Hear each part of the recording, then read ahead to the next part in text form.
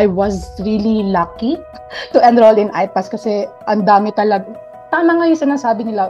Ito, kasi kung ikaw baguhan, enroll ka ng review center. So, magtatanong ka, ano ba yung online review center nyo? So, dominantly yung natatanungan ko is IPAS. Ngayon, sino ba? Oh my God, si Sir J pala, which is 2008 to 2012. Isa yan sa naging clinical instructor, si Sir J. Ganon, sa San Pedro College. Ang galing talaga niya. Hanggang ngayon, walang kupa. So, sabi ko, okay, enroll ako ng IPAS. And glad to know, nagawa ko naman din successfully ang NCLEX journey ko.